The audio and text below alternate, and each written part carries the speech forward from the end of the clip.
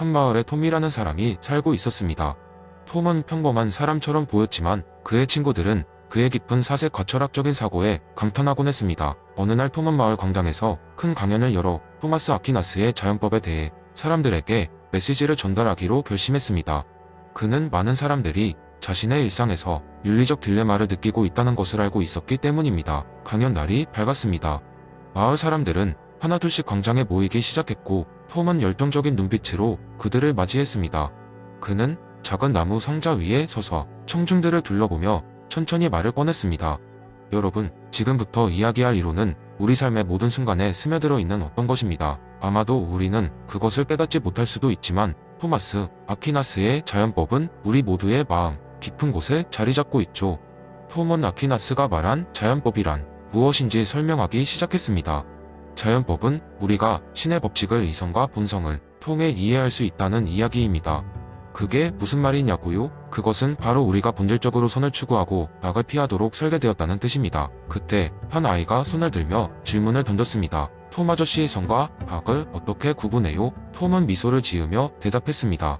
아주 좋은 질문이구나. 선은 우리의 본성과 궁극적인 목적에 부합하는 것들이고 악은 그것을 방해하는 것이란다. 예를 들어 우리가 서로를 돕고 사랑하는 것은 선입니다. 왜냐하면 그것이 우리의 인간다운 본성과 부합하기 때문이죠. 그때 관중들 사이에서 수군거리는 소리가 들렸습니다. 마치 모두 자신들의 도덕적 나침반을 다시 점검하는 듯 했습니다.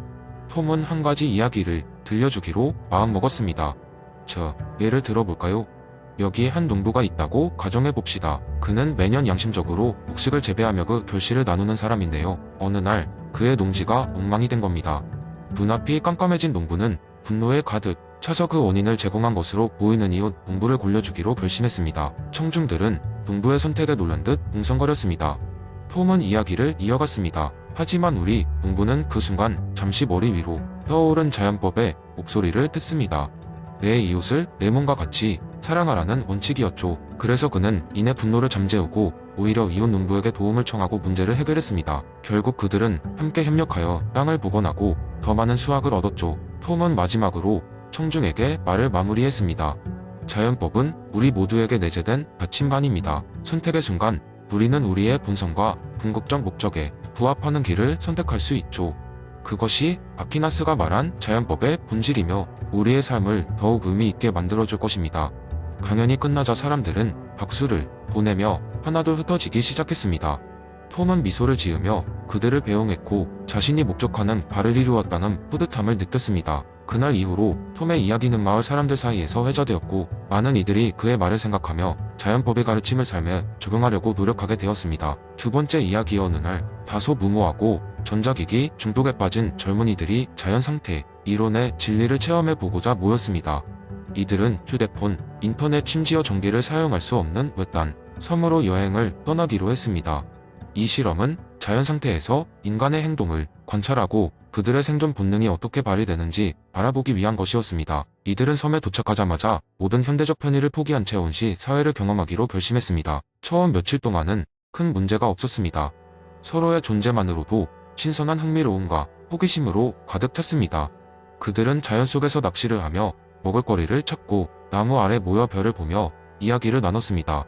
하지만 이러한 평화는 오래가지 않았습니다. 시간이 흐르면서 점차 필수물자가 부족해지기 시작했습니다. 식수가 고갈되어 가면서 그들 사이에 긴장감이 흘렀습니다. 몇몇은 일찍 일어나 숨겨진 과일나무를 독차지하려고 시도했고 다른 이들은 몰래 더 좋은 잠자리를 만들어 차지하려고 했습니다. 자연 상태에서의 생존 본능이 발휘되면서 그들의 관계는 서서히 균열을 보이기 시작했습니다. 어느 날 물을 나르던 중 한 사람이 발을 헛디뎌 물병을 깨뜨리자 즉시 논쟁이 벌어졌습니다. 내 실수로 모두가 마실 물이 없어졌어 라며 비난이 일고 다른 이를 탓하는 목소리가 커졌습니다. 불신과 두려움이 이들을 지배하기 시작했고 홉스가 말한 만인에 대한 만인의 투쟁이 현실로 다가오고 있었습니다. 그리고 이 혼돈의 한가운데 몇몇은 자신의 생존을 우선시하며 은밀히 계획을 꾸몄습니다. 우리가 먼저 물을 확보하고 나서 그들을 통제해야 해. 이러한 모습은 주권자를 선택하고 권리를 양도하기 전 인간 본능의 색채가 드러나는 순간이었습니다. 결국 그들 중 가장 신뢰받는 한 명이 자연스럽게 리더로 자리 잡았습니다. 그는 서로 간의 분쟁을 중재하고 공평하게 자원을 나누는 방법을 제안했습니다. 그렇게 그들은 희망을 복원하고 서로에 대한 신뢰를 되찾으며 협동하기 시작했습니다. 자연 상태에서의 부질서를 극복하고 새롭게 계약을 형성하며 각자의 역할을 명확히 한 끝에 그들은 다시 평화로운 생활을 되찾았습니다. 이 경험을 통해 젊은이들은 홉스의 이론이 단순한 철학적 개념이 아니라 인간 본성과 사회 구조의 기초임을 깨달았습니다. 자연 상태의 혼란과 그로부터 벗어나기 위해 필요한 계약과 신뢰의 중요성을 몸소 체험한 그들은 문명 사회의 규칙과 법의 의미를 새롭게 이해하게 되었습니다. 이후 그들 모두는 다짐했습니다. 만약 우리가 다시 사회로 돌아가면 서로의 권리를 존중하고 협력의 가치를 잊지 않겠노라. 세 번째 이야기. 옛날 옛적 루소가 살던 마을과 비슷한 작은 마을이 있었습니다. 이 마을은 산과 강으로 둘러싸인 아름다운 자연경관을 자랑했지만 마을 사람들은 늘 끊임없는 갈등에 시달렸습니다. 누구는 물고기를 더 많이 잡아야 한다고 주장하고 누구는 마을 중심에서 시장을 열어야 한다고 했으며 또 다른 이는 숲에서 나무를 베지 말아야 한다고 주장했습니다. 모두가 각자의 이익만을 생각하느라 마을은 점점 혼란에 빠져들었습니다. 이때 마을에는 젊은 사상가가 살고 있었습니다. 그의 이름은 자크르 소우였습니다. 자크르는 사람들을 모아 큰 나무 아래에서 토론회를 열기로 결심했습니다. 그는 이렇게 말했습니다. 우리 마을이 혼란 속에서 벗어나 평화롭고 행복한 공동체가 되기 위해선 각자 개인이 의지를 모아 일반 의지를 형성해야 합니다. 그러므로 모든 사람들은 스스로의 자유와 권리를 조금씩 공동체에 기여할 수 있어야 합니다. 처음에 사람들은 자크르의 말을 이해하지 못했습니다. 개인의 자유를 공동체에 양보하라는 것이냐? 라고 묻기도 했습니다. 자크르는 고개를 끄덕이며 설명했습니다. 모두가 조금씩 자신의 요구를 내려놓고 공동체를 위한 더 큰 그림을 본다면 우리는 더 큰 자유를 얻을 수 있습니다. 우리의 작은 자유를 지켜주는 것은 바로 그 공동체이기 때문입니다. 자크르는 제안했습니다.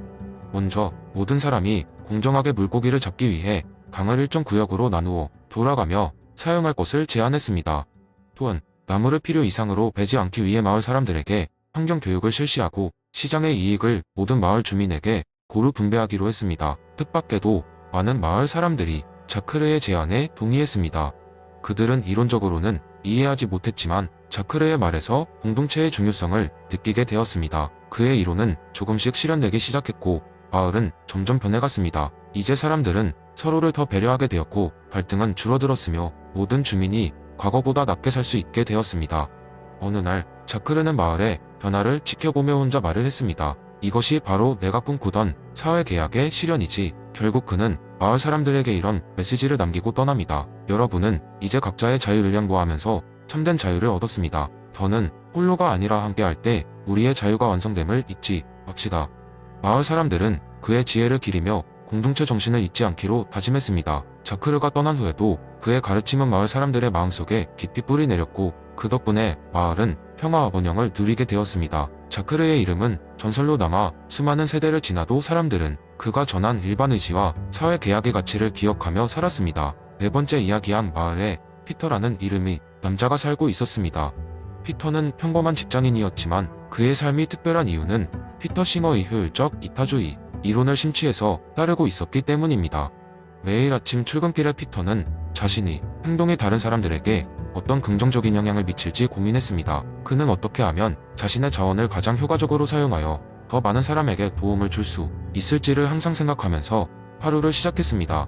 그러던 어느 날 피터는 출근길에 우연히 거리에 앉아 구걸하는 노인을 발견했습니다. 일반 사람이라면 동정의 마음으로 주머니를 뒤져 약간의 동전을 건넸겠지만 피터는 잠시 멈춰서 생각했습니다. 이 작은 돈으로 이 노인에게 정말 큰 변화를 줄 수 있을까? 결국 피터는 그의 원리를 따라 조금 더 체계적으로 접근하기로 했습니다. 그 주말 피터는 노인을 도울 수 있는 방법을 고민하며 친구들과 함께 브레인스토밍을 했습니다. 그들은 노인이 단기적인 도움뿐 아니라 장기적으로 자립할 수 있도록 지원하는 방법을 모색하기 시작했습니다. 그렇게 자선기금을 모으기로 결정했고 그 자금을 통해 노인이 간단한 장사를 시작할 수 있도록 도와주기로 했습니다. 몇 달 후 그 거리를 지나던 피터는 놀라운 광경을 목격했습니다. 그 노인이 작은 행상점을 운영하고 있었고 지나가는 사람들에게 친절하게 물건을 팔고 있었던 것입니다. 피터는 뿌듯함을 느끼며 자신이 선택이 올바랐음을 확신했습니다. 그의 작은 일이 일그러져 있던 노인의 삶을 변화시켰고 더 나아가 그 거리의 분위기도 조금씩 밝아지고 있었습니다. 그러나 피터의 이야기는 거기서 끝나지 않았습니다. 그는 이 경험을 바탕으로 생각을 발전시켜 지역사회 전체가 동참할 수 있는 자선 프로젝트를 기획하기 시작했습니다. 피터는 사람들이 보유한 여분의 자원을 집합적으로 모아 사용한다면 얼마나 큰 긍정적인 영향을 미칠 수 있을지를 깨달았습니다. 그는 커뮤니티 센터를 설립하여 주민들이 서로 의자원을 공유할 수 있는 시스템을 구축했습니다. 피터의 노력은 대단한 결과를 가져왔습니다. 효율적 기타주의의 원리에 기반한 그의 접근 방식 덕분에 지역 내 많은 사람이 새로운 기회를 얻고 더 나은 삶을 누릴 수 있게 되었습니다.